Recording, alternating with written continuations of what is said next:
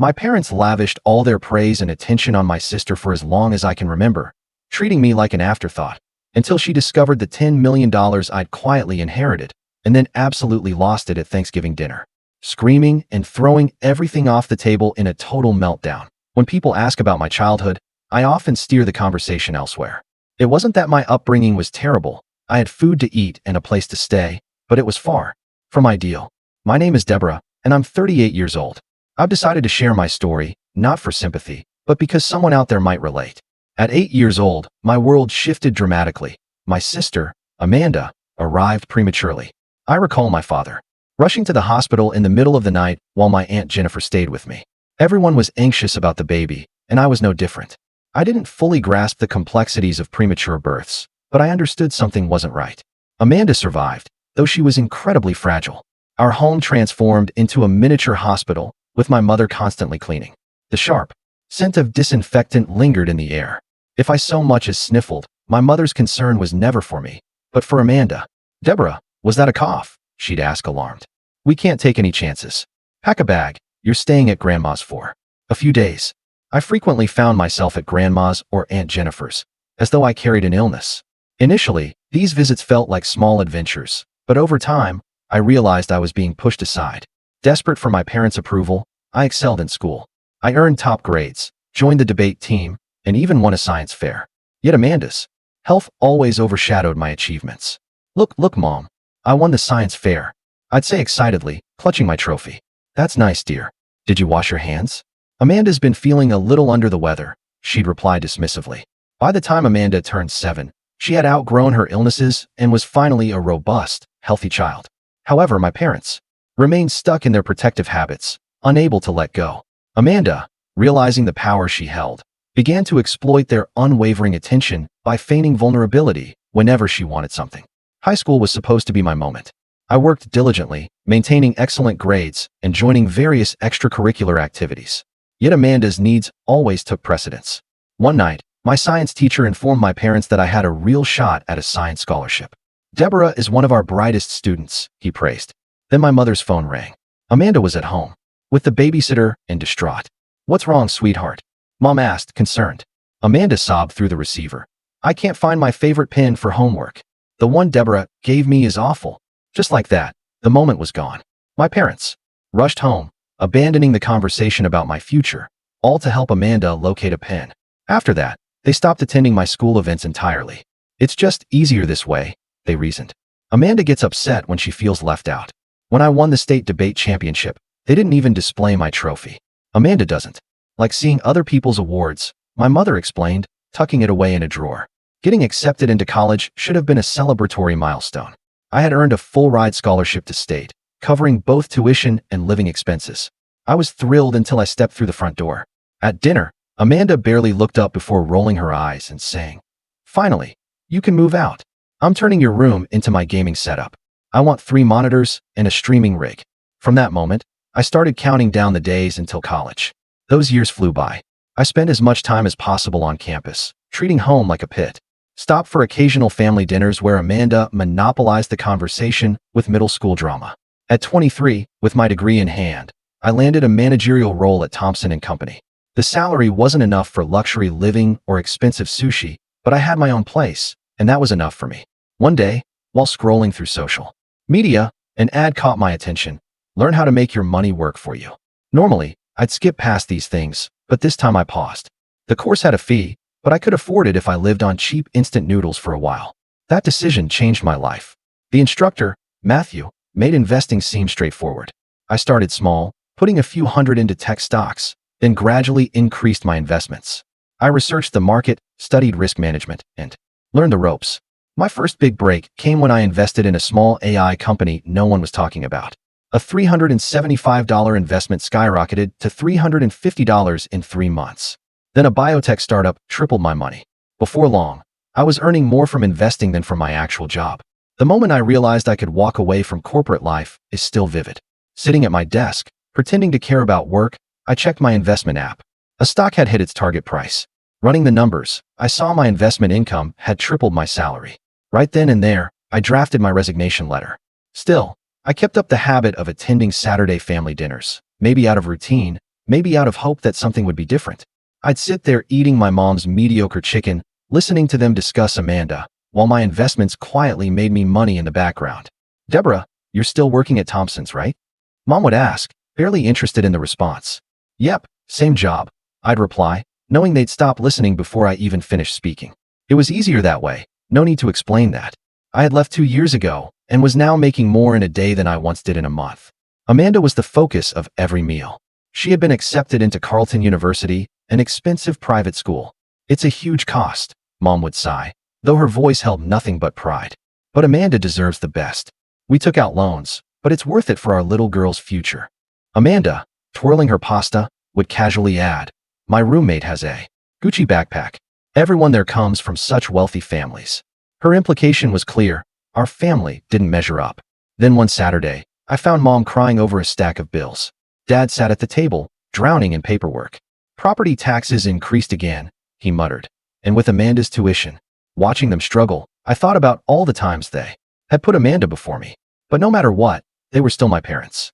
That night, I set up an automatic transfer of $7,000 a month to their account. When I told them, Mom actually hugged me for the first time in years. Oh, Deborah, this will help so much.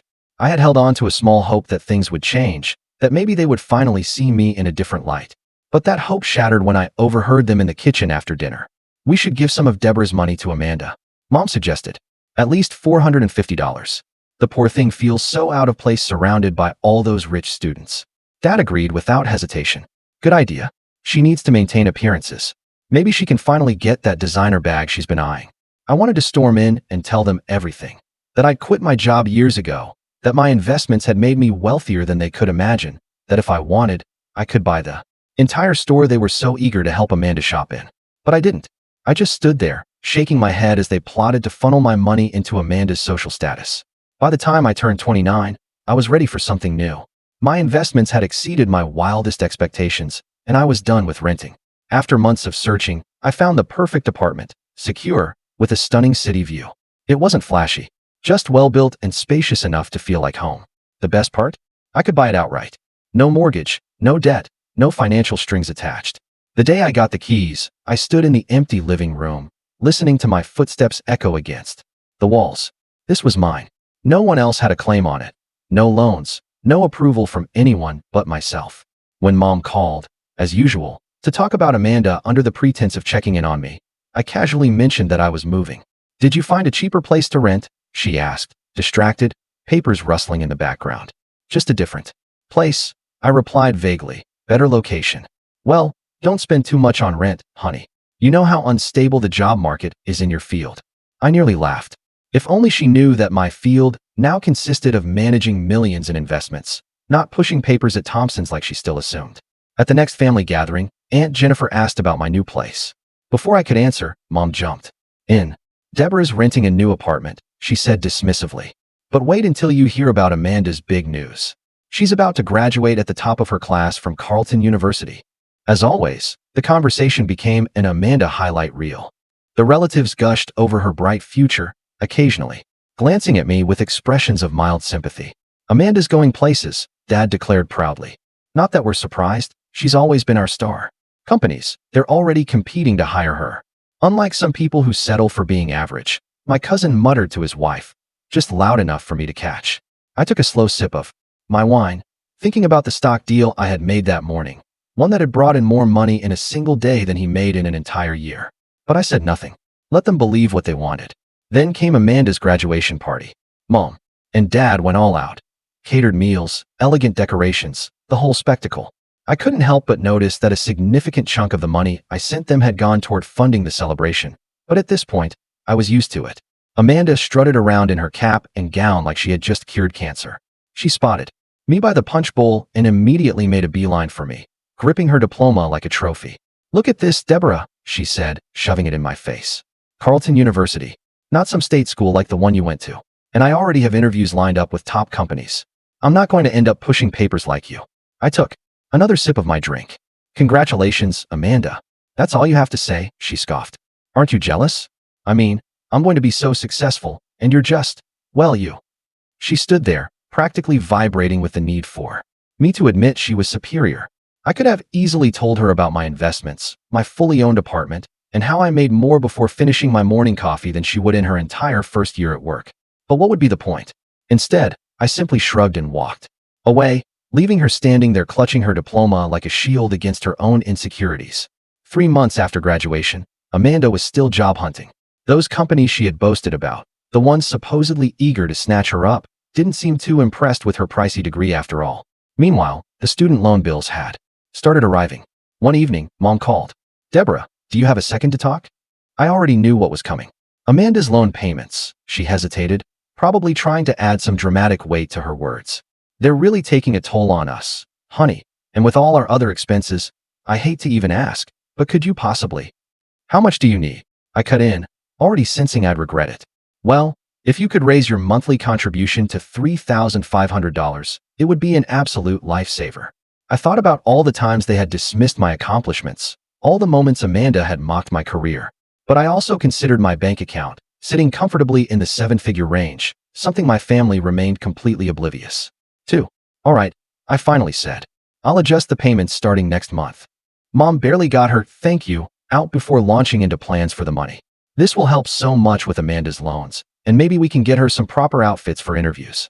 A few weeks later, Amanda finally landed a job at the same company where Dad had connections. He just so happened to know the HR director from college. The irony wasn't lost on me when she walked in with the title of manager. One weekend, I dropped by our parents' house and found Amanda sprawled across the couch, scrolling through apartment listings on her phone. "Everything is ridiculously overpriced," she complained. "I can't believe I have to stay here with Mom and Dad. It's so humiliating." "You could consider a smaller place," I suggested, "or maybe look outside the city center." She gave me a look, as if I had suggested she live in a cardboard box. "I need to be in the right neighborhood, Deborah, not that you'd understand. Some of us have actual standards." I glanced around at our parents' modest living room where she was currently living, rent-free, but I chose to keep my thoughts to myself. She sighed, tossing her phone aside. "This is just temporary. Unlike you, I won't be stuck as a manager forever. I have real potential." As Thanksgiving approached, Mom threw herself into her usual frantic hosting routine. Every year, she insisted on doing everything herself, transforming the kitchen into a chaotic mess. But this time was different. "I have no idea what I'm going to do," she lamented over the phone a week before Thanksgiving. I strained my back pulling Amanda's laundry out of the dryer, and now I can barely stand. "How am I supposed to cook for 20 people? Why don't you let me take care of it?" I suggested. "I can have everything catered from that new restaurant downtown." Mom's tone immediately brightened. "You're such a wonderful daughter. I don't know what we'd do without you." On our video call, I caught a glimpse of Amanda in the background dramatically rolling her eyes. Even the smallest bit of praise directed at me was enough to ruin her mood. Thanksgiving Day arrived, unfolding like every other family gathering. The catered food showed up right on time, and I helped Mom set everything up while doing my best to ignore Amanda's ongoing comments about how store-bought stuffing could never measure up to homemade. I brought my laptop along since the Asian stock markets would open during dinner, and I had investments to monitor. I set it up in my old bedroom, left it running, and went to join my family. The food was excellent, far better than Mom's usual dry turkey. As everyone got comfortable with their plates, Mom couldn't resist bringing up her injured back. I was so worried about how I'd manage all the cooking, she told the room full of aunts, uncles, and cousins. But Deborah stepped in and arranged for this wonderful catered meal. "Wasn't that thoughtful? That was really generous of you, Deborah." Aunt Jennifer smiled warmly. "I imagine it wasn't cheap." "Oh, it's nothing," I replied, brushing it off. "I'm just glad everyone's enjoying it. She earns enough at that management job to help us quite a bit." Mom added proudly, probably the first time she had ever openly acknowledged anything I did. Across the table, Amanda's face darkened. Without warning, she shoved her chair back and stormed out of the room. I thought it was just one of her usual tantrums, but something felt different. When she returned, she was gripping my laptop, her smirk sending a cold wave of dread through me. "Let's find out just how well Deborah's really doing," she announced, her voice dripping with satisfaction. "Since she's so generous, she won't mind if I show everyone her bank balance. Time to expose what a fraud she actually is." I shot up from my seat. "Amanda, don't." But it was too late. She had already turned the laptop around. My banking app, still open from earlier, was on full display. The room went utterly silent. Amanda's expression twisted as all the color drained from her face. Her hands trembled so violently I thought she might drop the laptop. "Amanda." Mom's voice wavered with concern. "What is it? What does it say?" Amanda's voice came out in a whisper. 10 million. The silence was suffocating. I could hear the ticking of Mom's old wall clock, the hum of the refrigerator, and the faint clatter of my cousin's fork hitting his plate. There must be some mistake, Aunt Jennifer murmured, leaning closer. Deborah's just a manager at Thompson. I haven't worked at Thompson in years, I stated calmly, finally telling the truth. I left to focus on investing full-time. I studied the markets, took courses, and became highly skilled. You mean you're rich? Amanda's voice cracked on the last word. I took a slow breath, looking at the stunned faces around me. I've been investing for years. I started small, learned as I went, and yes, that account has $10 million in it. I wasn't keeping it a secret. You all just never asked. The silence barely lasted 3 seconds before Mom shattered it with a piercing shriek. 10 million. She jumped up, her face turning an alarming shade of red. You've had $10 million and you let us struggle? I stared at her in disbelief. Struggle? I send you $3,500 every single month. Her voice climbed to an ear-splitting pitch. Your sister has student loans. We have bills. How could you be so selfish? So unbelievably greedy. Dad's face twisted with fury. We raised you better than this, Deborah. You've been sitting on all this money while your own family suffers. Something inside me snapped. Years of being the overlooked one, the reliable, but unimportant daughter, came crashing down all at once. Oh, so saving money is a crime now? That's rich. I scoffed, though there was nothing funny about it. Tell me, where was Mom and Dad's magical savings when it was time to pay for your college, Amanda? Oh, that's right. They never saved a dime because they spent everything on you. But here's the kicker. They didn't pay for my education either. I earned a full scholarship while you racked up loans for your fancy private school. That's completely different. Mom snapped. Amanda needed. Amanda needed. Amanda wanted. Amanda. Amanda. Amanda. I cut her off, my voice rising. It's always been about Amanda. Well, here's a reality check. My money is mine. Every single dollar. I earned it. $3,500 a month is nothing to you. Mom shot back. You should be giving us at least $10,000. We're your parents. A sharp, bitter laugh escaped me. $10,000? What? So you can keep pampering your golden child? I turned to Amanda, who was inching away now. You wanted to expose me as a failure? How's that working out for you? The sister you mocked for being just a manager turned out to be the one who actually made something of herself. Tell me, Amanda, how does that feel? The entire family sat frozen, forks in midair, watching the disaster unfold like a chaotic tennis match. If you're so successful, Mom sneered, then you should be supporting your family. That's your duty. My duty. I stepped closer to Amanda and snatched my laptop from her shaking hands. No, my duty ended the moment you decided I didn't matter. You put everything into Amanda because she was the special one with the bright future. Well, go ahead, let her and that bright future of hers take care of you. Aunt Jennifer tried to intervene. Maybe we should all take a breath. But it was too late. Mom and Dad were both yelling now, their voices merging into a deafening storm of anger, blame, and entitlement. Amanda had burst into tears, her go-to move when things didn't go her way. I didn't say another word. I just turned and walked out of the house I had once called home. As I reached my car, I could still hear my mother's furious voice screeching behind me. The messages started before I even made it back to my apartment. My phone buzzed nonstop. Calls, texts, all from Mom, Dad, and Amanda. At first, they were furious, demanding. Then they shifted to guilt-tripping. I tried responding at first, thinking maybe, just maybe, they'd finally understand. But it was useless. They didn't want to understand. They wanted my money. Then Mom took it to social media. Her post was a masterpiece of manipulation. My heart is broken to discover that my eldest daughter has become wealthy while her family struggles. She refuses to help her sister with her student loans or support her aging parents. Money truly does change people. Please keep Deborah in your prayers so she remembers the meaning of family. The backlash came from all directions. Family friends I hadn't spoken to in years suddenly had strong opinions about me. How could she be so heartless? I always knew something was off about her. What kind of person abandons their own family? Mom eagerly engaged with every comment, responding with crying emojis and messages of gratitude for their support. The relatives who had actually witnessed the Thanksgiving chaos remained silent, but their silence did nothing to stop the flood of judgment. Strangers and distant acquaintances labeled me selfish, ungrateful, and cruel. That was the final straw. I opened my banking app and stared at the automatic transfers to my parents. $3,500 every single month. Money they had dismissed as if it meant nothing. With a single tap, I canceled it. Then I sent one last message to Mom. I've stopped the payments. I'm done being your personal ATM. Don't contact me again. But they didn't understand. The calls escalated, flooding my phone at all hours. Amanda used different numbers to reach me when I blocked hers. Dad left endless voicemails, droning on about my supposed obligation to family. Mom doubled down on her social media theatrics, twisting the narrative further. I blocked them all. Phone numbers, emails, every social media account they could use to reach me. But I knew they wouldn't stop there.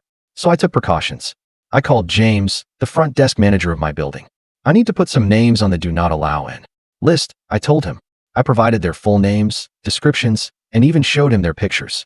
He nodded, noting everything down. Sure enough, the very next day, James called. My parents and Amanda had shown up, trying to force their way in. They made a scene in the lobby, shouting threats and claiming they'd call the police. That night, I sat down with my laptop and started browse houses in other states. Maybe it was time for a fresh start somewhere they couldn't find me. Some would call it running away. I call it setting boundaries. They had their chances, years of them. They could have supported me, acknowledged my hard work, treated me with the same love and respect they showered on Amanda. Instead, they belittled me, dismissed my success, and only came running when they wanted my money. Now that I've seen their true colors, I feel no guilt in cutting them off. As I scroll through listings in faraway cities, all I feel is relief. Sometimes the healthiest thing you can do is walk away, even if it means walking away from family.